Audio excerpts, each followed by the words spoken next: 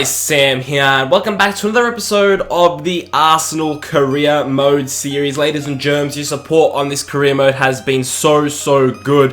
Moving from PSG to Arsenal was a big decision. The fact that you guys have showed the same support that you did on PSG means a lot to me, so thank you very much for your continued support. Today we kick things off in the Europa League. We'll be playing another 3 games today. I'm trying to do as many episodes with 3 games as possible, but as I mentioned in the last episode, if you see an episode with 2 games, it's just that I didn't have time to record the 3rd game, so I thought I'd at least make an episode with 2 games. So I just want to clear that out of the way straight away. If you see an episode with 2 games, I just didn't have the time. It's not that I forgot the 3rd game or that I didn't care. It's honestly, I just didn't have enough time. So today we kick things off in the Europa League, and if you do remember last time, we did pick up our first win in the Europa League in the first game, and it was a 2-0 win against Groningen. I think it was a good performance as well, and we sit at the top of our group, and we really should be topping our group. And today we play Young Boys, who lost 2-1 to Hamburg. I think Hamburg are going to be the other team who make it through, and I think if we beat Young Boys and Hamburg beat Groningen, then it'll really just be us two fighting for the first spot. We do have a game against Manchester United in the league next,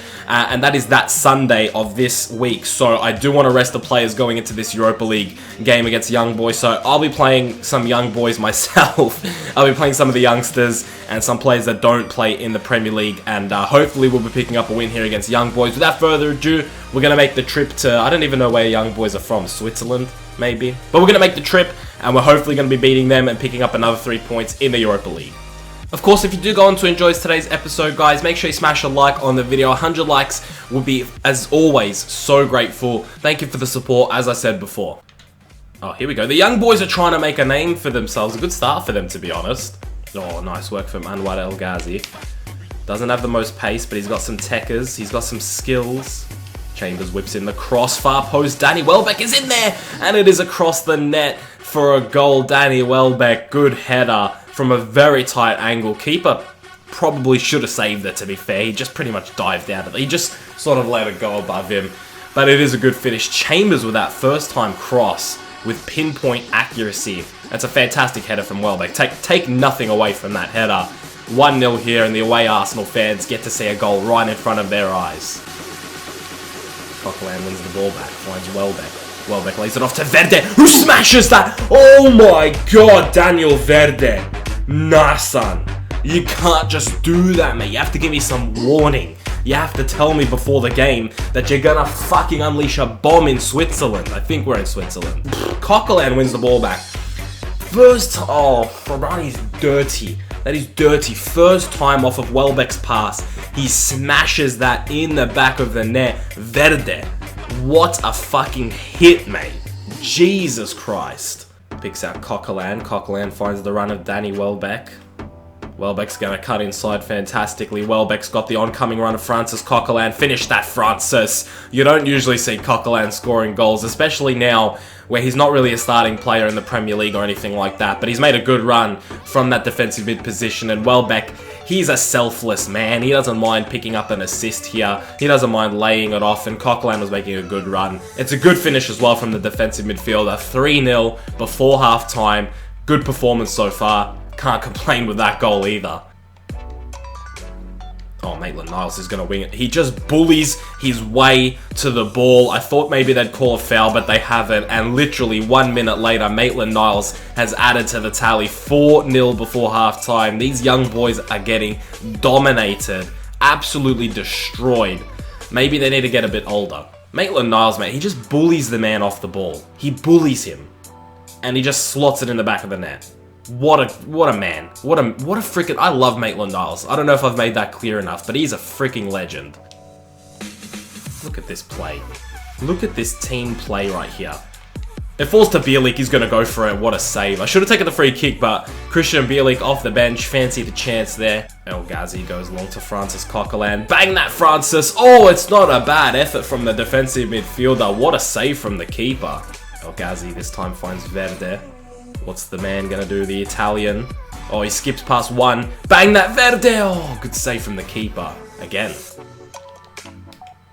Oh, it's fallen to Fekir. One last chance. He puts that to Maitland-Niles. It falls to Verde. Bang that, Verde! Oh, off the crossbar, mate. This guy doesn't play around with these long shots. And there it is, full time, 4-0. A very relaxed second half there.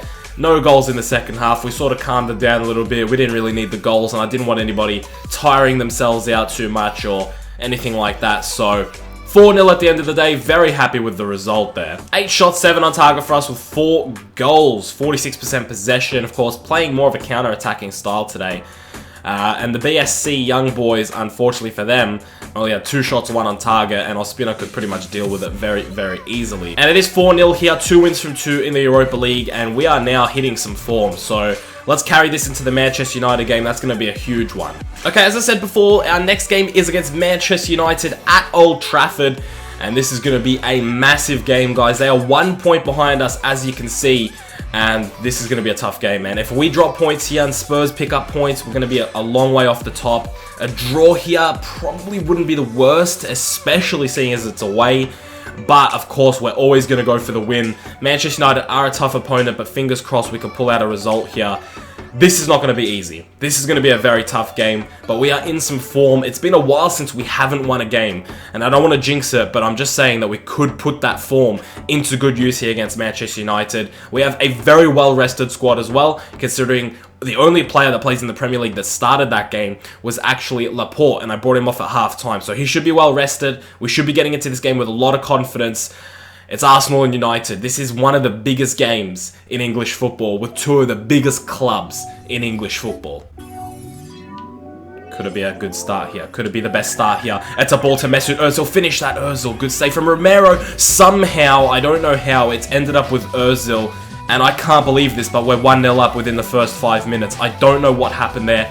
I thought the chance was gone. I wasn't paying attention. And it's just fallen to Ozil off of Marcus Rojo.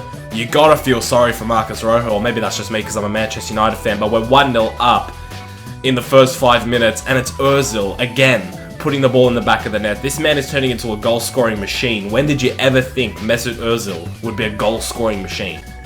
Here we go, Manchester United with an instant reply, possibly Czech with a world-class save. I've just given it to Schneiderlin, but Jesus Christ, Czech, what a save, keeping us in the game. Again, Konoplyanka finds Ozil, Ozil to Benzema.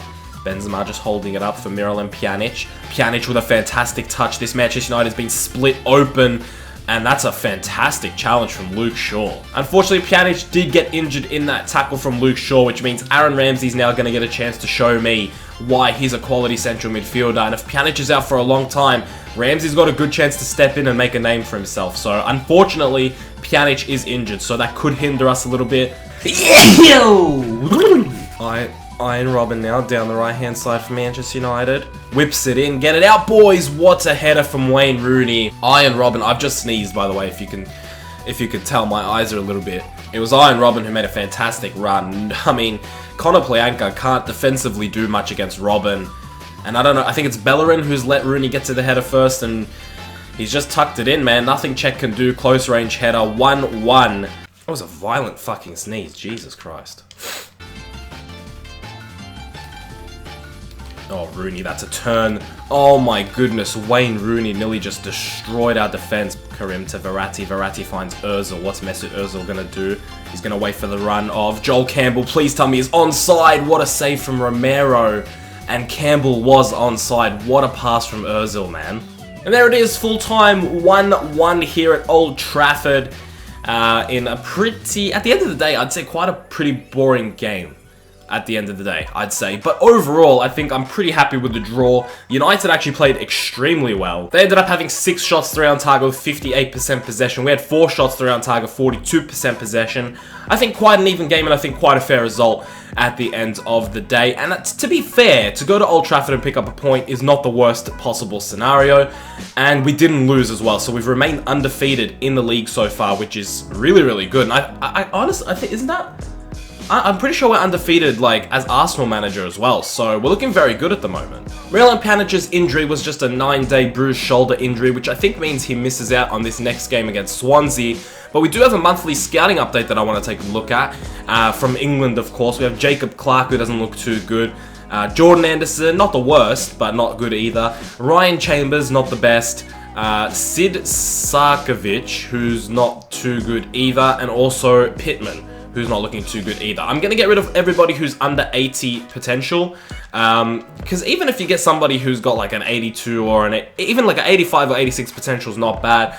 You know, they're players that maybe you can make some profit off of, and I'd rather just continue scouting them to see how good their overalls are. Someone who's in between, if you can get someone who's at 57 overall at 17 years of age, it's not too bad. So I'll keep scouting them, but no one that's really caught my eye just now. As I said, we do have a game against Swansea City here, and we are in 6th, but we do have a game in hand, so fear not. We can get back into this. A win will put us in 3rd position, seeing as Chelsea lost a game. So now the only 2 undefeated teams are the North London teams of Spurs and Arsenal, and a win here will put us in a very good position. So fingers crossed we get the win against Swansea. They're in 15th, so hopefully we can pick up this win and get ourselves in a very good position. If we are in 2nd, if we're in 3rd with Stoke in 2nd, you'd assume Stoke would drop off eventually. Imagine Spurs and Arsenal battling for the league in a 2-horse race. Chelsea could still be in it, of course. And it's good. If we win here, it's going to shape up to be an interesting start to this season. So, going into our 9th game of the season, I do want to win. It is against Swansea City, and hopefully we do pick up 3 points. We're playing good football. Our winning streak was debunked by Manchester United, but we still are undefeated in the league. So, I would like to pick up all 3 points. Without further ado, let's get into the game. Verratti on the ball now finds Bellerin. Back to Verratti. He can't get on the ball. He can't just make a touch. Oh, go on, Joel Campbell. Just beautiful play there. Lays it off to Ozil. Good save from Fabianski. Pjanic lays it off to Verratti. Verratti to Verde, who's found his start in the Premier League. Verde, who's earned himself a starting spot in the Premier League for this game, for Conor Plianka. And he's going to try and make good on the chance. He has to. Verde wins it. Picks out Benzema. Benzema with a good touch. Decent touch. Benzema finds Verde. Verde puts it on his left. Come on, boys. Just pull the fucking trigger. To Verde. Verde to Benzema. Turn Benzema. Shoot Benzema. That's a penalty. Ref, that is definite penalty, mate. He's been taken down inside the box while taking his shot. Come on, Nabil. Good pass. Finds Campbell. Campbell, tuck that away. Oh, he's put it wide. Oh, he's put it wide, my son. Ref, don't you dare blow the whistle. 0-0. Oh my god, man. I'm not kidding. Swansea were playing ultra defensive for like the second half of that game. They came here for the draw. They've earned themselves a point, to be fair. It's a wasted opportunity here to really push, man. And a point here. I don't know where that puts us, but it doesn't put us where we should be, and that's in 3rd position. As you can see, 5 shots through on target for us. 2 shots, 1 on target for Swansea. They really weren't interested in winning the game at all. They came here, they shut up shop, they played good defensive football, and they picked up the point that they pretty much earned it, I'd say. They really did shut us down. We didn't make any decent chances, despite getting 5 shots on throw on target. None of them were really good chances, I'd say, other than that Joel Campbell one hit where he put it wide.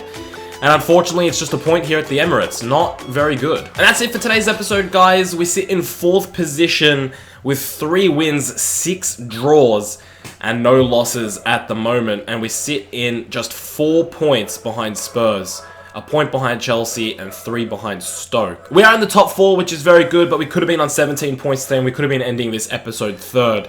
6 draws at the moment. We gotta start picking up some wins, man. Just 3 wins. The same as Newcastle, who are in 13th. So, we gotta start picking up some more wins if we're gonna be fighting for this league.